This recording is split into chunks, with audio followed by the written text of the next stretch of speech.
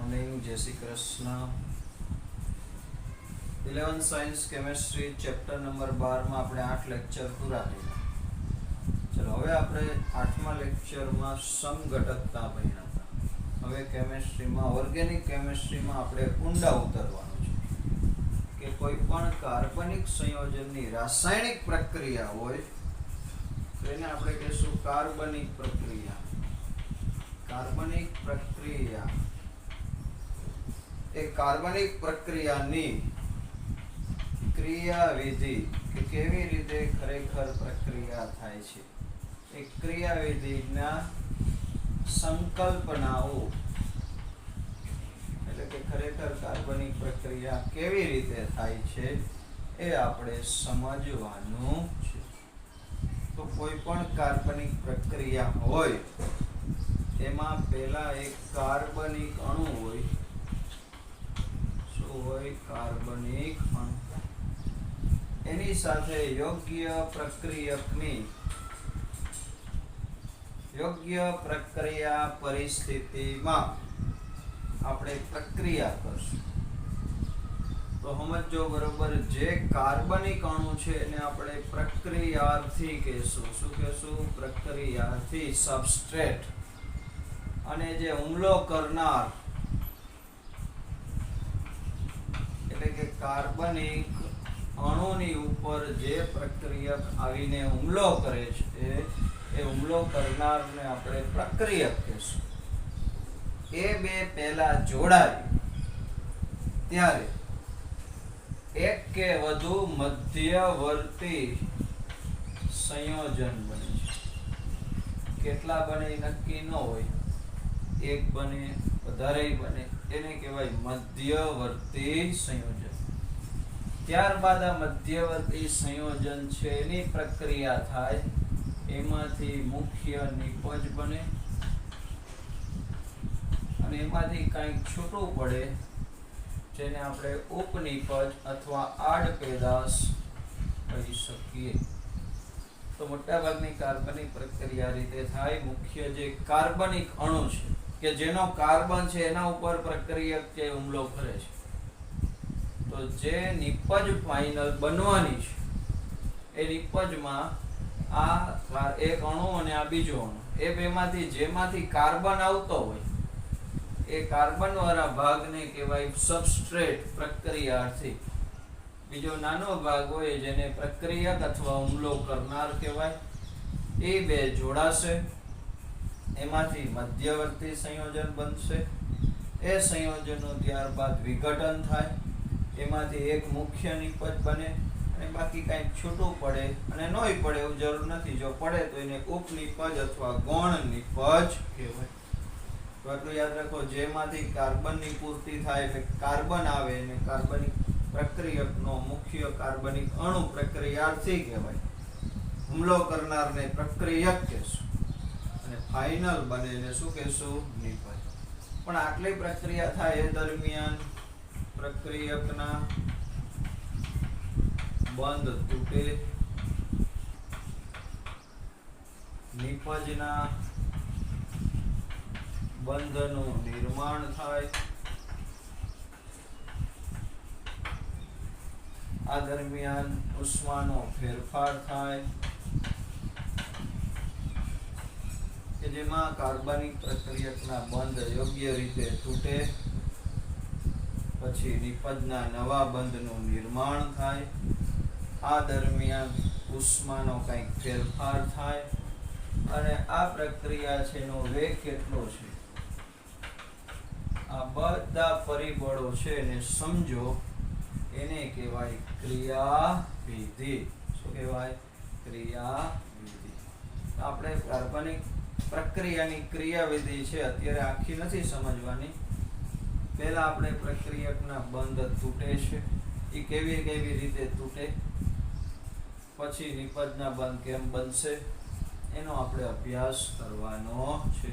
તો પહેલો most IMP પ્રશ્ન છે, ક્વેશ્ચન કે સહસંયોજક બંધ, સહસંયોજક બંધનું ખંડન એટલે તૂટવું, ખંડન કયો અથવા વિખંડન સારી ભાષામાં વાપરો તો એને શું કહેશું? સહસંયોજક બંધનું વિખંડન સમજાવો. આવો પ્રશ્ન પૂછાય. સહસંયોજક બંધનું વિખંડન સમજાવો. ભાઈ કાર્બન એક અણુ છે, તો કાર્બનની અણુની અંદર મોટા ભાગે કાર્બન કે ગમે તે તત્વ સાથેનો કાર્બન સાથેનો અથવા કાર્બનના અન્ય તત્વ સાથેના જે બંધ હશે એ બધા સહસંયોજક બંધ જ હોય. ઇલેક્ટ્રોનની ભાગીદારી થયેલી એ ભાગીદારીનો બંધ બે પ્રકારે તૂટે.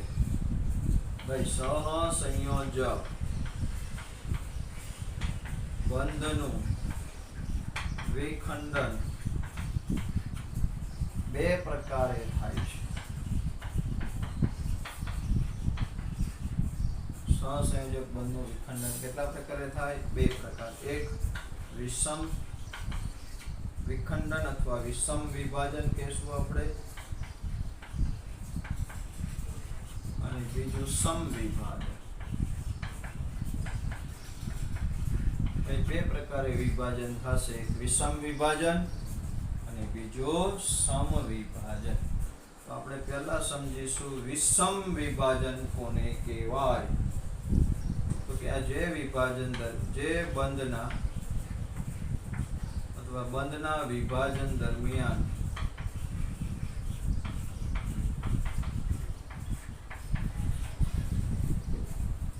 બંધમાં રહેલા એક બંધ તૂટે એટલે એમાં બે ઇલેક્ટ્રોન હોય. આપણે જાણીએ છીએ એક સહસંયોજક બંધ હોય તો એમાં ઇલેક્ટ્રોન કેટલા હોય? બે. તો બંધનું વિભાજન થાય એ દરમિયાન બંધમાં રહેલા બંને ઇલેક્ટ્રોન એક જ પરમાણુ તરફ ખસે તો તેને શું કહેવાય? વિષમ. આખી રીતે નો ભાગ થયો એટલે એને કહેવાય વિષમ વિભાજન ઘટે છે. તો બંધમાં રહેલા ઇલેક્ટ્રોન ગમે તે એક જ પરમાણુ તરફ ખસે તો આ પ્રકારના વિભાજનને શું કહેવાય? વિષમ વિભાજન. સમજો કે આ CH3Br છે, તો અહીંયા CH3 માં ખરેખર કાર્બન હારે 3 હાઇડ્રોજન જોડાયેલા છે અને એક કાર્બન સાથે એક બ્રોમિન છે. આપણે આ બંધનું વિખંડન કરવું છે, વિભાજન કરવું છે. અહીંયા આ બંધમાં બે ઇલેક્ટ્રોન છે, એમાંનો એક ઇલેક્ટ્રોન કાર્બનનો છે અને એક ઇલેક્ટ્રોન બ્રોમિનનો છે, એટલે સહસંયોજક બંધ છે. જો આનું વિષમ વિભાજન થાય, કેવું?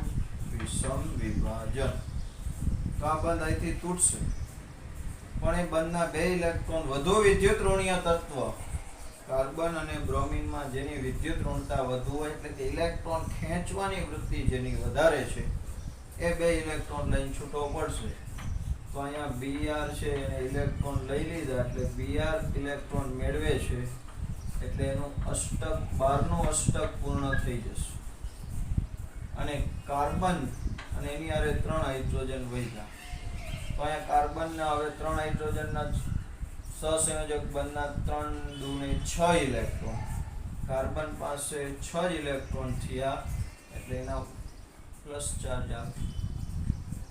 કાર્બનની સંયોજકતા કક્ષામાં યાદ રાખજો કેટલા ઇલેક્ટ્રોન હોય? 4. એમાં એક હાઇડ્રોજન હારે ભાગીદારી કરી, આ બીજા હાઇડ્રોજન હારે કરી, આ ત્રીજા હારે કરી હતી ને અહીંયા બ્રોમિન હારે કરી હતી.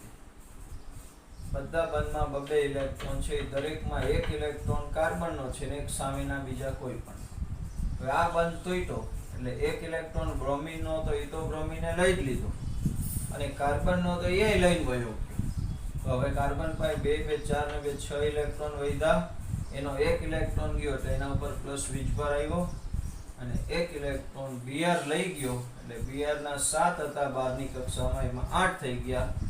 તો જ્યારે જ્યારે સહસંયોજકનું વિષમ વિભાજન થશે ત્યારે યાદ રાખજો જે ઇલેક્ટ્રોન મેળવી જશે એનું અષ્ટક પૂર્ણ થઈ જશે, પણ જેની પાસેથી ઇલેક્ટ્રોન જતો રહેશે એનું અપૂર્ણ અષ્ટક થશે. આ અપૂર્ણ અષ્ટક વાળી જે સ્પીસીસ બને એને આપણે કહીશું કાર્બોકેટાયન. જેમાં કાર્બન ઉપર ધન વીજભાર હોય એને કાર્બોકેટાયન અથવા કાર્બેનિયમ આયન પણ કહેવાય. શું કહેવાય? કાર્બેનિયમ અથવા કાર્બોનિયમ. કાર્બોનિયમ પણ આપણે આ જ બોલશું. શું બોલશું? કાર્બોકેટ. અહીંયા કાર્બન વાળા ભાગનો જ આપણે વિચાર કરવાનો છે. સામેનો ભાગ છે ઋણ વીજભારિત બને છે. આપણે જોવાનું છે કાર્બનિક પદાર્થની વાત કરવાની છે. કાર્બનિક કેમેસ્ટ્રીની અંદર કાર્બનને જ મહત્વ આપવાનું. તો અહીંયા કાર્બન ઉપર ધન વીજભાર આવ્યો. આ જે ઘટક બન્યો સ્પીસીસ, એ સ્પીસીસને શું કહેશું? કાર્બોકેટાયન. તો યાદ રાખો, કોને કહેવાય વિષમ વિભાજન? તો કે જ્યારે સહસંયોજક બંધનું વિભાજન થાય ત્યારે બંધના 2 ઇલેક્ટ્રોન છે ગમે તે એક જ પરમાણુ તરફ ખેંચાઈ જાય એટલે એ પરમાણુનું અષ્ટક પૂર્ણ થાય અને બીજા ઘટક છે જેમાં કાર્બન ઉપર ધન વીજભાર આવે. આ પ્રકારના વિભાજનને શું કહેવાય? વિષમ વિભાજન. અને આવું વિભાજન થાય ત્યારે જે ઘટક બને એ ઘટકને આપણે કહેશું કાર્બોકેટાયન. શું કહેવાય? કાર્બોકેટાયન. હવે મહત્વની વાત કરવાની છે કાર્બોકેટાયનના પ્રકાર અને એની સ્થાયીતા. કાર્બોકેટાયન ના પ્રકાર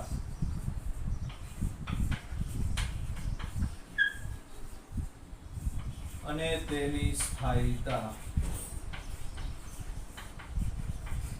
બહુ જ આઈએમપી છે, એમસીક્યુ માટે ખૂબ જ અગત્યનું છે કે જો કાર્બોકેટાયન વાળી સ્પીસીસ બને કે જેમાં ખાલી CH3+ હોય તો આને મિથાઇલ કેટાયન કહેવાય. શું કહેવાય? Methyl cation.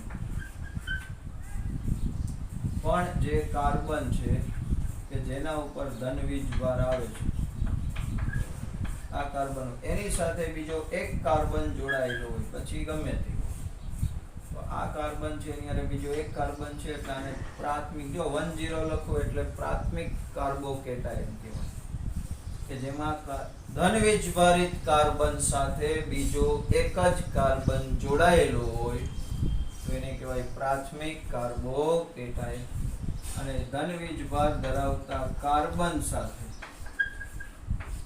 બીજા 2 કાર્બન, જો એક આને 2 કાર્બન જોડાય આના ઉપર ધન વીજભાર, તો આને દ્વિતીયક કાર્બોકેટાયન કહેવાય. આને કહેવાય પ્રાથમિક, આને કહેવાય દ્વિતીય.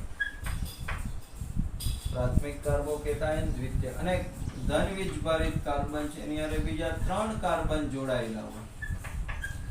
જો પછી કદાચ આગળ અહીંયા લાંબી લાઈન હોય કાર્બનની, તોય મેન તો આપણે જ જોવાનું કે આ કાર્બન હારે સીધા કેટલા કાર્બન જોડાયેલા? 3 જોડાયેલા હોય તો આને કહેવાય તૃતીયક કાર્બોકેટાયન.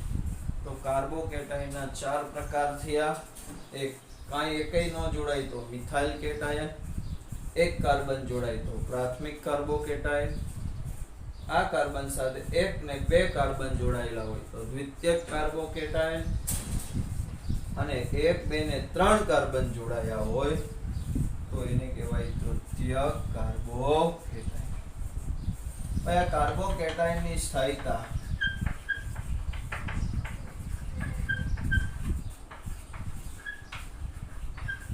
નો આધાર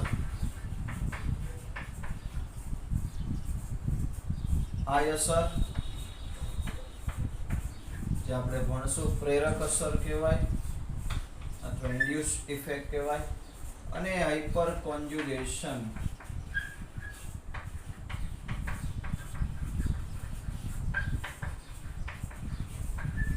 પર રહેલો હોય છે. કાર્બોકેટાયનની સ્થાયીતાનો આધાર કોના ઉપર છે?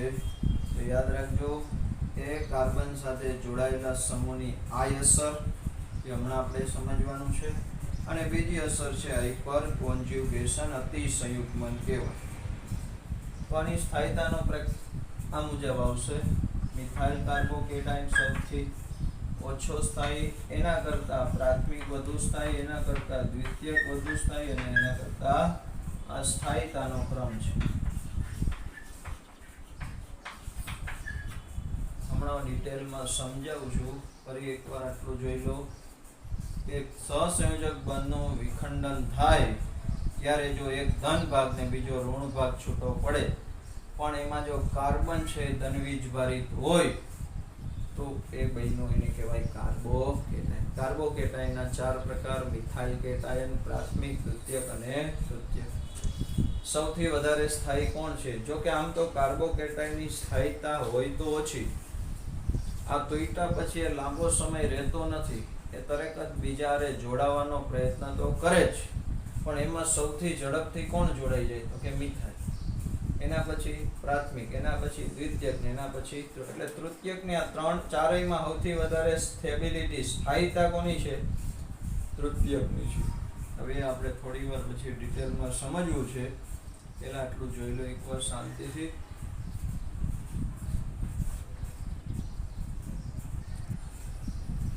ચાલો હવે આ 3ની સ્થાયીતાનો ક્રમ મેં કીધો કે આના કરતા આની સ્થાયીતા વધારે, આના કરતા આની સ્થાયીતા વધારે, એના કરતા આની. તો એનું કારણ શું સમજો બરોબર, કે આ કાર્બન છે એના ઉપર ધન વીજભાર આવ્યો. એક વસ્તુ યાદ રાખજો કે કાર્બનિક સંયોજનમાં જ્યારે કોઈ પણ આવા ઘટક ઉપર વીજભાર આવે ને, એને એનું દુઃખ ગણવાનું. શું ગણવાનું? દુઃખ. આની હારે જોડાયેલું હતું, ઇલેક્ટ્રોન લઈને વયો ગયો એટલે આના ઉપર દુઃખ આવી ગયું. અહીંયા ધન ભાર રૂપી દુઃખ છે. જો એ દુઃખ વધે તો સ્થિરતા ઘટે, અને દુઃખ ઘટી જાય તો સ્થિરતા વધી જાય. હવે અહીંયા જો આ કાર્બન જે ધન વીજભારિત છે એને સપોર્ટ કરવાવાળા માત્ર 3 હાઇડ્રોજન છે, પણ હાઇડ્રોજન ઇલેક્ટ્રોન ખેંચે નહીં કે આપે નહીં. પણ હવે અહીંયા ધ્યાન આપજો કે આ કાર્બન જે ધન વીજભારિત, એની સાથે એક મિથાઇલ સમૂહ છે. આ મિથાઇલ સમૂહ છે ને ઇલેક્ટ્રોન દાતા સમૂહ કહેવાય. કેવો? ઇલેક્ટ્રોન દાતા સમૂહ. આ ઇલેક્ટ્રોન દાતા સમૂહની અસરને પ્લસ આઈ અસર કહેશું. કેવી? પ્લસ આઈ અસર. તો આના ઉપર દુઃખ આવ્યું, પણ આ મિથાઇલ સમૂહ છે એ પોતાના બંને ઇલેક્ટ્રોન થોડા કઈ બાજુ જવા દેશે? તો કે આ કાર્બન બાજુ જવા દેશે. કાર્બનને પ્લસ શું કામ આવ્યો? તો કે એની પાસે ઇલેક્ટ્રોન ઓછા છે એટલે ધન વીજભાર આવ્યો, પણ આ એના થોડાક ઇલેક્ટ્રોન કાર્બન બાજુ જવા દેશે એટલે આનો ધન વીજભાર થોડોક ઓછો થાય ને થોડોક ધન વીજભાર અહીંયા આવે. વધારે નો પણ સેજ આ લઈ લઈએ કે કાંઈ વાંધો નહીં, હું બેઠો છું, તને હેલ્પ કરું છું. પણ એક મિથાઇલ સમૂહ હેલ્પ કરે છે, અહીંયા કોઈ હેલ્પ નથી કરતું એટલે આના કરતા આની સ્થિરતા વધી. આમાં તો કે આ બે મિથાઇલ સમૂહ છે હેલ્પ કરશે. ચલો અમે બે થોડા ઇલેક્ટ્રોન આવી છે, આને કે તું રોમાભાઈ, અમે બેઠા છીએ. તો આમાં એક મિથાઇલ સમૂહની અસર હતી, આમાં બેની અસર છે એટલે આનો ધન વીજભાર છે એ ઓછો થયો. દુઃખ ઓછો થયો એટલે સ્થિરતા વધી. જો દુઃખ વધે તો સુસાઇડ કરે માણસ, પણ આમાં દુઃખ ઓછો થયું એટલે સ્થિરતા વધી. આમાં 3 બાદથી પ્લસ આઈ અસર થશે, ત્રણેય મિથાઇલ સમૂહ. અને જેટલી પ્લસ આઈ અસર વધારે એટલી સ્થિરતા વધારે. એટલે પ્રાથમિક મિથાઇલ કરતા પ્રાથમિક, પ્રાથમિક કરતા દ્વિતીયક અને દ્વિતીયક કરતા તૃતીયક કાર્બોકેટાયનની સ્થાયીતા વધુ હોય છે. યાદ રાખજો, ફરી એકવાર કહી દઉં કે આ મિથાઇલ સમૂહ દાતા સમૂહ છે, અને દાતા સમૂહ છે એ ઇલેક્ટ્રોન આપે એટલે આના બાજુ ઇલેક્ટ્રોન થોડા આવે એટલે એનો ધન વીજભાર ઘટે એટલે એની સ્થિરતા વધે. તો આ થયું કાર્બોકેટાયનની સ્થાયીતા. હવે કોઈ પણ કાર્બોકેટાયન છે યાદ રાખવા જેવું છે કે કાર્બોકેટાયનના કાર્બનનું સંકરણ sp2 હોય છે. કેટલું હોય છે? sp2. કોઈ પણ આ કાર્બોકેટાયન એની હારે 3 હાઇડ્રોજન છે. હવે ત્રિકોણના 3 ખૂણે ગોઠવાઈ જશે અને આના ઉપર ધન વીજભાર રહેશે એટલે આ કાર્બનનું સંકરણ કયું થશે? sp2. તો sp2 સંકરણ વાળો કાર્બોકેટાયન બને છે. સમજાઈ ગયું આટલું? અહીંયા એક પી કક્ષક ખાલી છે જે સમતલને લંબ હોય, એક છેડો આમ હોય એટલે ગમે ત્યાં દોરી શકાય.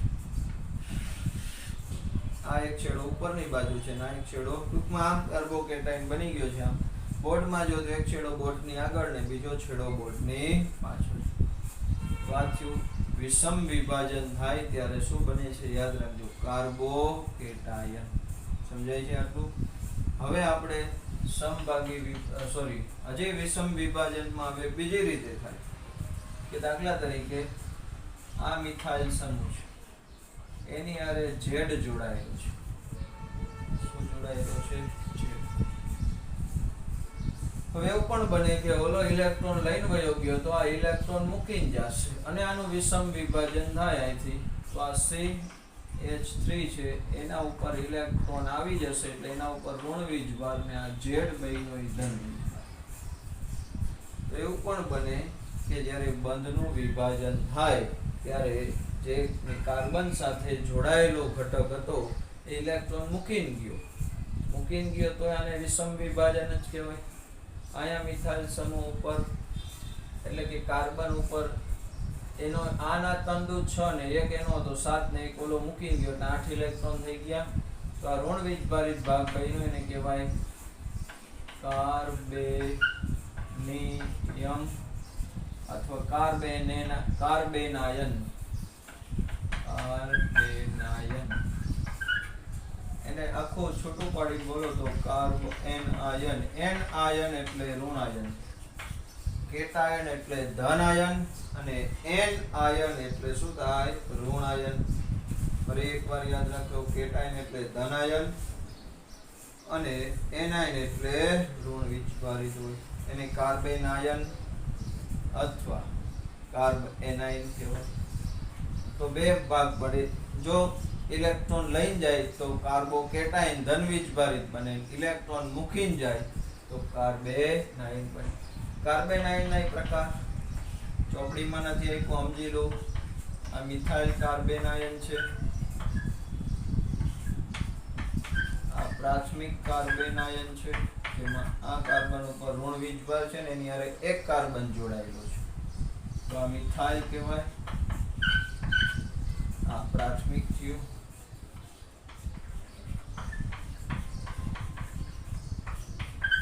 આ દ્વિતીયક થયો અને આ તૃતીયક કાર્બેનાયન. જેમ કાર્બોકેટાયન ના પ્રકાર હતા એમાં ઋણ વીજભાર છે, એમ આ કાર્બેનાયન ના પ્રકાર પ્રાથમિક, દ્વિતીયક અને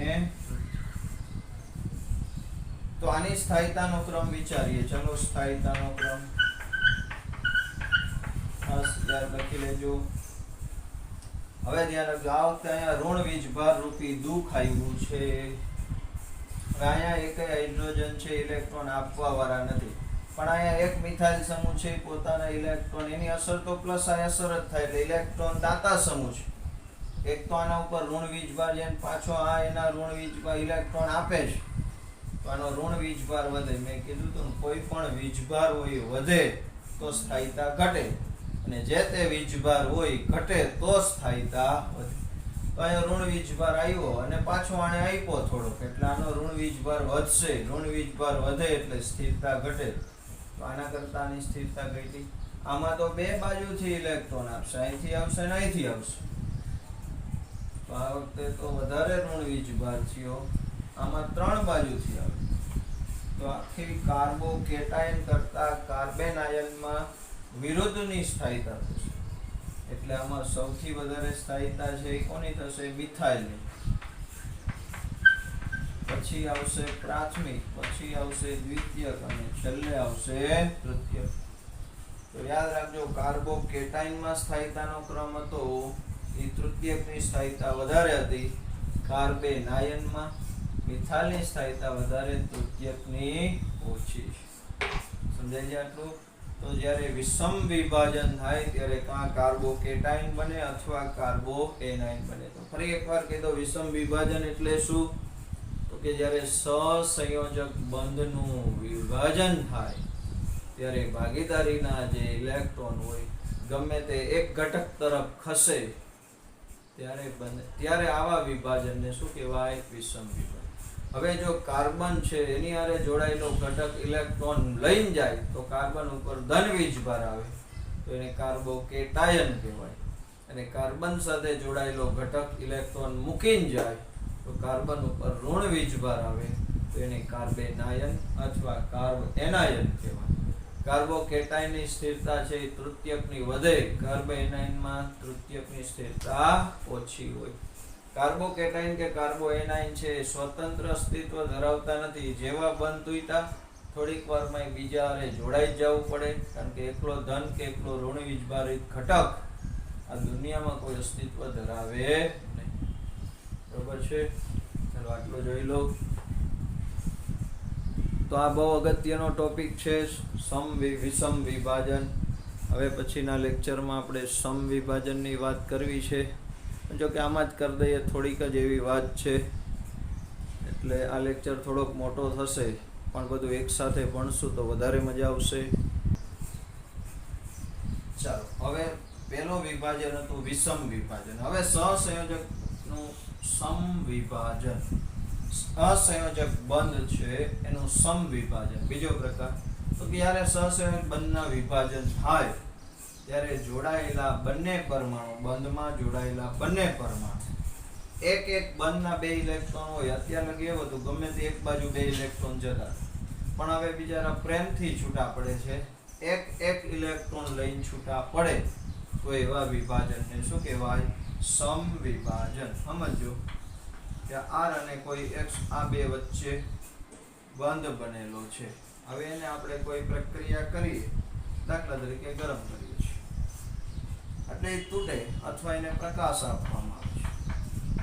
તો આ બંધના 2 ઇલેક્ટ્રોન છે, એક ઇલેક્ટ્રોન આ લઈ લેશે, આ માછલી જેવા તીરથી દર્શાવો, વળાંક વાળો. અહીંથી ઇલેક્ટ્રોન આમ જાય છે, અહીંથી ઇલેક્ટ્રોન આમ. આવા તીરને કહેવાય અર્ધ શીર્ષ વક્ર તીર. અર્ધ શીર્ષ વક્ર તીર એટલે આવો વળાંક વાળો તીર. આ એવું દર્શાવે કે આ ઇલેક્ટ્રોન આ બાજુ જાય, આ ઇલેક્ટ્રોન, અને એમાંથી છૂટા પડેલા R, જેના ઉપર એક ઇલેક્ટ્રોન અને એક ઉપર અયુગ્મિત એટલે એકલો ઇલેક્ટ્રોન ધરાવતા જે આ ઘટકો છે, આ ઘટકોને કહેવાય મુક્ત મૂલક. શું કહેવાય? મુક્ત મૂલક. તો આ મુક્ત મૂલક છે એ ખૂબ જ સક્રિય હોય છે, ખૂબ જ પ્રતિક્રિયાત્મક. કેમિસ્ટ્રીની ભાષામાં એને કહેવાય પ્રતિક્રિયાત્મક. એટલે લાંબો સમય ટકતા નથી, તરત એ બીજા હારે જોડાઈ જવાનું પસંદ કરે છે. તો જો આમાં 2 પ્રેમથી છૂટા પડે, 2 પોતપોતાના ઇલેક્ટ્રોન લઈ લે, ત્યારે જે 2 ઘટક બને, 2ને શું કહેવાય? મુક્ત મૂલક. આમાંય મુક્ત મૂલકના પ્રકાર હોય. જો ખાલી CH3 હોય અને આ કાર્બન ઉપર 1 ઇલેક્ટ્રોન હોય તો આને મિથાઇલ મુક્ત મૂલક કહેવાય. જો એ મુક્ત મૂલક ધરાવતો કાર્બન સાથે 1 કાર્બન જોડાયેલો હોય તો આને પ્રાથમિક મુક્ત મૂલક કહેવાય. એ કાર્બન સાથે બીજા 2 કાર્બન જોડાયેલા હોય તો આને દ્વિતીયક મુક્ત મૂલક કહેવાય. અને મુક્ત મૂલક 1 ઇલેક્ટ્રોન ધરાવતા કાર્બન સાથે 3 કાર્બન હોય તો આને તૃતીયક મુક્ત મૂલક. આ મિથાઇલ મુક્ત મૂલક, આ પ્રાથમિક, આ દ્વિતીયક. આની સ્થાયીતાનો ક્રમ આ યાદ રાખજો, પ્રાથમિક થી તૃતીયક તરફ જતા આની સ્થાયીતા વધે. તો યાદ રાખો, કાર્બોકેટાયન અને મુક્ત મૂલક આ બેમાં મિથાઇલ થી તૃતીયક તરફ જાવ એમ સ્થિરતા વધે, પણ કાર્બએનાયન હોય, ઋણ વીજભારિત વાર હોય ત્યારે એનાથી ઉલટું. આટલું ખાસ યાદ રાખવાનું છે. સમજાઈ ગયું? તો આ થયું કાર્બનિક સંયોજનોમાં સહસંયોજક બંધનું વિભાજન.